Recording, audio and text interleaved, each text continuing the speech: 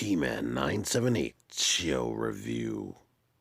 Hello everyone, T-Man978 reviewing Transformers Masterpiece Ironhide by Takara Tomy. He's a Nissan Cherry vignette, his Cybertron security, which means Autobot security. MP-27, there's the front, there's this side, there's the back, there's this side. This box is slightly bigger than the average Autobot car.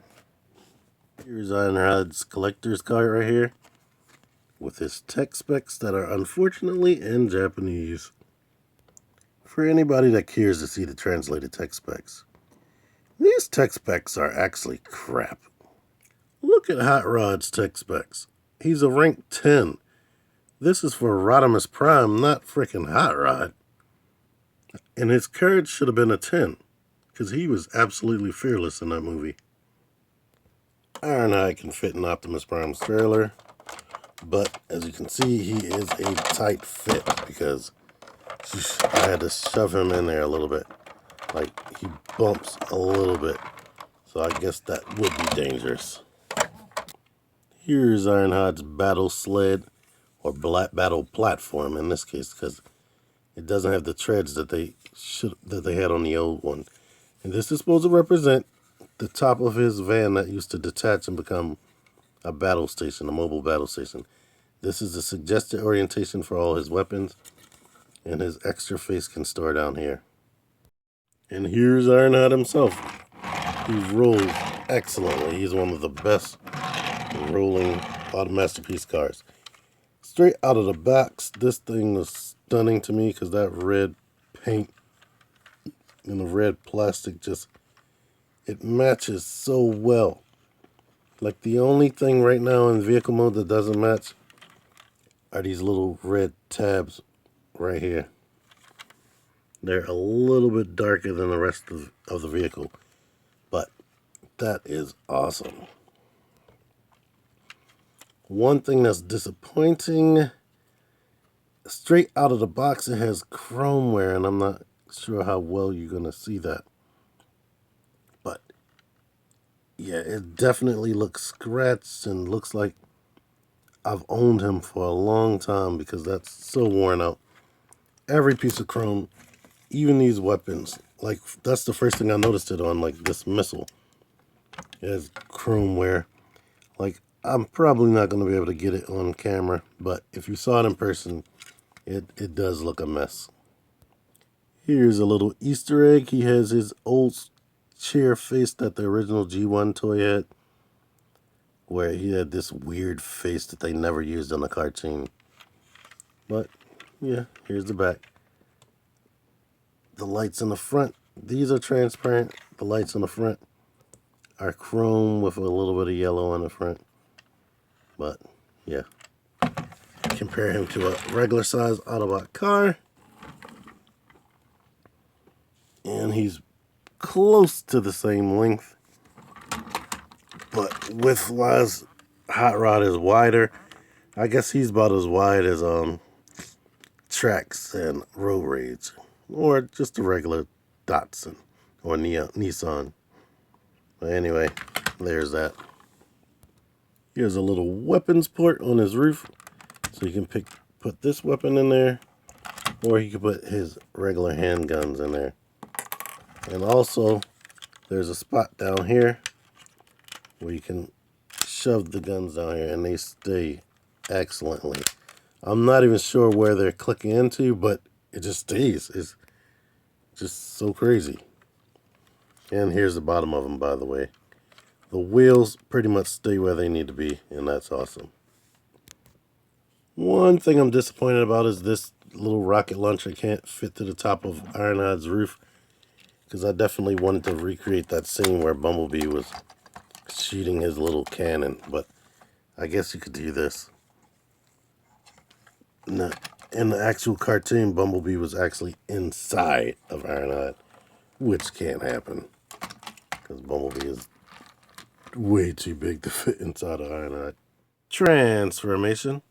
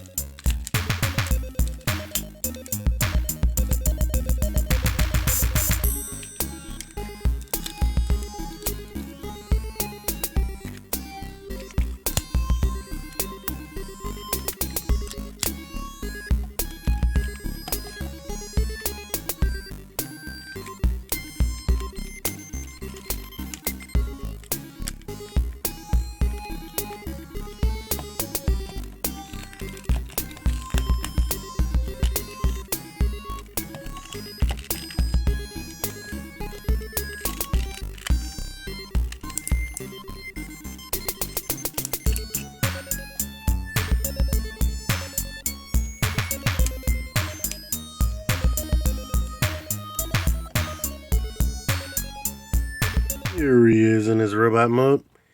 Let's get this out of the way first. Things I don't like. Of course, I don't like these hip flaps. They're unsightly. They are not supposed to be there if this is a masterpiece. I wonder how many times they molded this toy before they decided, yeah, let's keep that there. That's the only place it can be. I don't know why they didn't rotate it up here so I can fill in this gap looking area. I don't like the back so much, the way it's like indented right here. But they have to do that if they wanted to give him any type of waist swivel, since they put tires on his butt. If the back was further sticking out, he would not be able to turn as much in his waist. And let's see. His arms are very short. I don't like that. And I know they wanted to be faithful to the cartoon, but I don't really like the way this looks either. But one thing I'll suggest for reviewers, never review a toy straight out the box. Sit on it. And I've played with this and played with this. The next day when I picked this guy up, I really liked him. Honestly, once I transformed him, I liked him out of the box because he is huge. He went from a seemingly small vehicle to a big, tall robot. Like, he is the same height, just about as Starscream right here. But, as you can see, one thing I'll go into, this is one of the most solid feeling masterpiece figures ever for me. I love just being able to move him. All his joints are like just buttery smooth. Like this flap just gets right out the way. I thought that would be a problem when I first saw the images of this guy. The elbow, the way it's designed, it looks like a double joint, but it's not. But it just gives it a natural, smooth feeling, and just all the joints are just so good. The only thing I would have liked, or I maybe can complain about a little bit, is I wish he had the same type of neck as everybody else, where it's a hinge and a swivel, but they gave him a ball joint. But he can be a little expressive with the head tilt. Not too many of these guys have a head tilt, since they don't use ball joints. But, man, one thing I like, and I don't know how well it's coming off on camera, the way his feet are painted, they almost look like die cast when they're not. I mean, sometimes when I feel it, I think it is die cast, but if it is die cast, it is a very thin die cast. Let's go into his articulation. He has ankle tilt, ankle pivot. They can rock forward and rock back. Knees bend about 90 degrees. Swivel at the knee. Swivel in the hip. The hips can kick out all the way. Can kick back a little bit. Kick out to the side, but they're blocked by the side skirts. Waist bends like that. The arms go all the way up. They can swivel this way, but they kind of stop because of the way they're designed and go outward that way.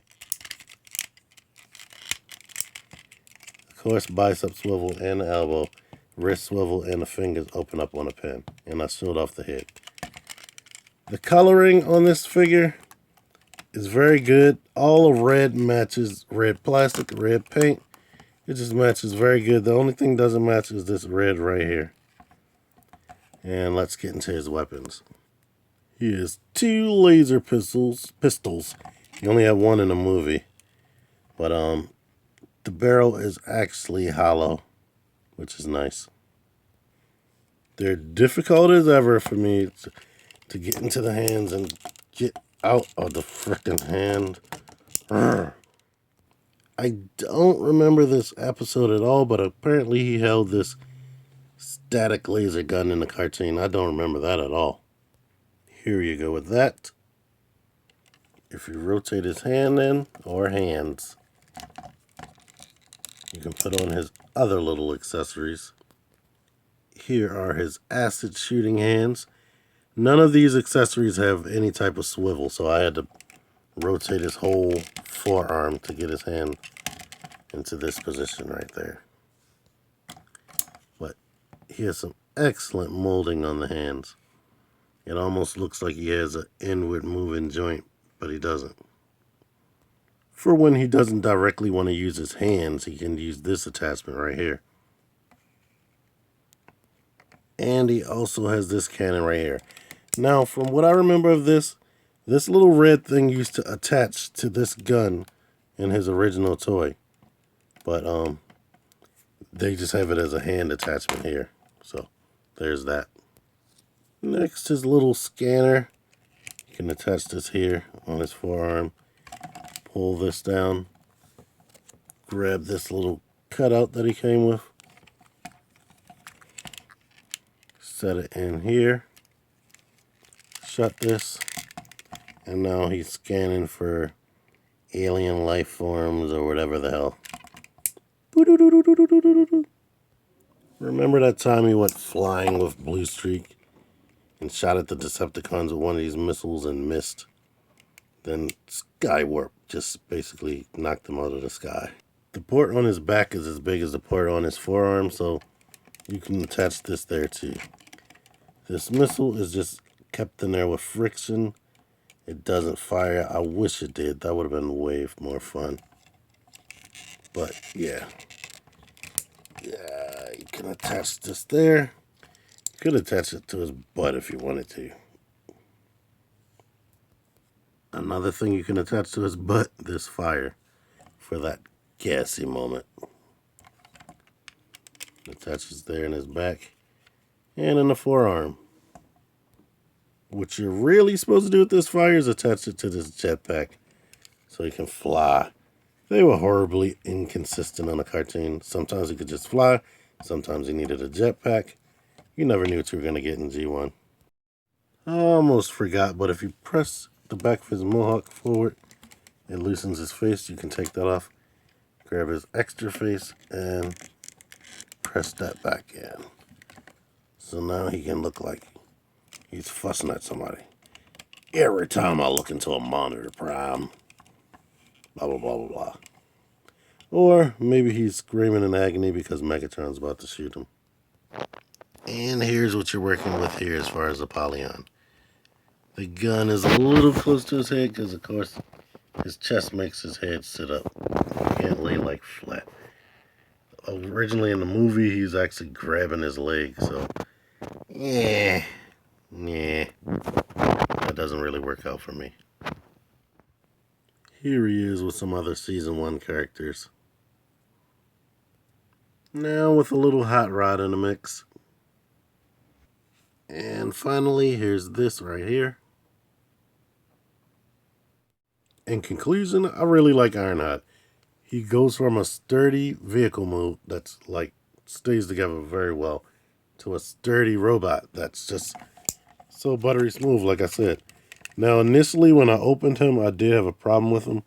Like, I kept looking at him and he looked like a Frankenstein Ironhide. Like, I was okay with the waist down and I was okay with the waist up, but not both as a whole. But when I picked them up the next day, I really liked them, and I barely see these flaps anymore. I just accept him as for what he is. And so he's not a completely perfect masterpiece, but I don't blame Takara, Tomy. I blame the Marvel artists who took those original G1 toys that look a mess and made them into better looking robots, knowing full well that there's no way that those vehicles could transform into the robot images they made. There's just no way that the vehicle parts in the cartoon, I mean, I guess it could possibly be some type of way, but it will still never be completely perfect because they were better looking robots, but still simplified at the same time, if that makes any sense. But anyway, I love him. I think he's a good value. He comes with a ton of accessories. Considering he's the same size, he's the same height as a Seeker, because he is definitely a big robot in hand. Not as big as Optimus, but he's big. But considering he's very tall and comes with all the accessories, he is a great value, being under $100. But anyway, I hope you enjoyed this. If you did, make sure you click the thumbs up button.